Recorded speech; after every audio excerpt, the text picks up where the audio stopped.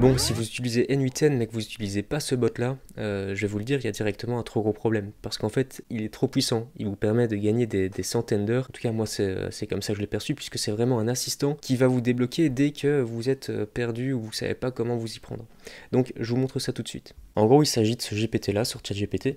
Et il est globalement boosté avec tous les process d'N8N et avec toute la documentation. Et je vais directement montrer le plus intéressant, le plus utile ou le plus bluffant, on va dire. Et donc j'ai eu un exemple ici. Donc je lui ai donné ce texte, je lui ai dit voilà le scénario, et le scénario globalement c'est un formulaire que quelqu'un va remplir, et moi je veux que dès que ce formulaire soit rempli, ça déclenche un webhook, et puis que ça analyse les réponses par ChatGPT, et que ensuite ça envoie un mail pour prévenir quelqu'un. Enfin, je lui explique un peu l'idée. Et je lui dis, fais-moi un JSON que je vais pouvoir télécharger et que je vais pouvoir voilà, importer dans N8N. Alors, il commence par un premier jet, et honnêtement, en fait, le premier jet, il fonctionne pas. Donc, je lui dis, le JSON n'est pas correct. Du coup, il m'en refait un.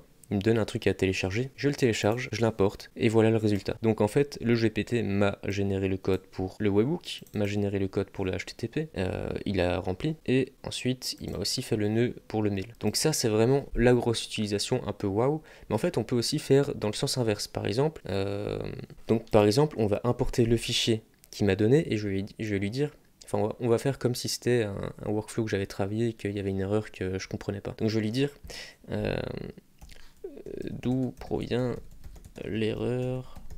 Et donc là, ce qu'il m'a fait, c'est qu'il m'a déjà redonné un truc à télécharger, ce qu'on va pas faire, mais il m'a dit, voilà, configure les credentials, et effectivement, c'est ça qui bloque dans ce workflow-là. Et aussi, imaginons que vous êtes avec un problème d'un N8N. On va mettre un trigger click, voilà, hop. Voilà, vous voyez le workflow a un problème, et vous savez pas d'où ça vient, vous galérez un petit peu, donc ce que vous faites, moi en général ce que je fais, c'est que je fais un petit screen, je vais lui dire, regarde mon souci, je vais là-dedans, je lui copie-colle le truc ici, hop, je lui dis pack, et là il va me dire l'erreur que j'ai. Et donc en fait dès qu'il y a un problème, ce truc là il me dépanne quand même dans de 90% des cas, voilà.